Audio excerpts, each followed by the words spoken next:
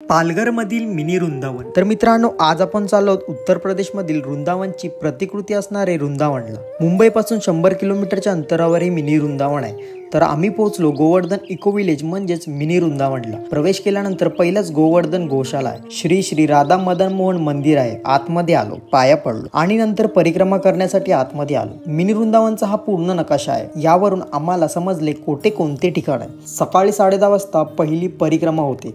अशा प्रकारे एक तासानंतर परिक्रमा चालू असतात। परिक्रमामध्ये गाईड्स म्हणजेच मार्गदर्शक असतात। ते आपल्याला परिक्रमा करता करता या वृंदावनची संपूर्ण माहिती सांगत असतात। मथुरेला जाताना ब्रिज बनवला आहे, त्याखाली असणारे पाण्यामध्ये असंख्य मासे असे बघायला भेटले। पहिला आम्ही ब्रह्मांड घाट बघितलं। ब्रह्मांड घाट म्हणजे तुम्ही कार्टून मध्ये किंवा असं ऐकलं असेल की यशोदा म्हणजे श्रीकृष्णाच्या आईने श्रीकृष्णाला तोंड उघडायला सांगितलं होतं, तेव्हा यशोदा मातेला पूर्ण असं ब्रह्मांड दिसलं होतं। पुढे कालिया घाट आहे, त्याचबरोबर विविध प्रकारचे डायग्रामे आहेत। नवलकुंड आणि अप्सरा कुंड बनवले आहेत। श्रीकृष्णाने करंगलीवर पर्वत उचलला होता, त्याची प्रतिकृती पण बघायला भेटली। राधाकुंड आणि श्यामकुंड आहे, खूप सुंदर। इकडचे वातावरण खूप प्रसन्न आहे। नंतर पुढे आम्ही नंदनवन बघितले। शेवटला श्रीकृष्ण भगवानचे विविध रूप बघायला भेटले। परिक्रमा पूर्ण झाल्यानंतर प्रसादी म्हणून दुपारी जेवण असतं। वृद्धांसाठी परिक्रमा करण्यासाठी इलेक्ट्रिक वाहनांची सोय आहे। सकाळी 4:30 ते संध्याकाळी 7:30 पर्यंत हे वृंदावन चालू असते। संपूर्ण परिक्रमा पूर्ण झाल्यानंतर खूप प्रसन्न वाटतं। तुम्ही गेला आहात का हे नक्की कमेंट मध्ये सांगा आणि असेच नवनवीन ब्लॉग बघण्यासाठी आपल्या मराठी पेजला नक्की फॉलो करा।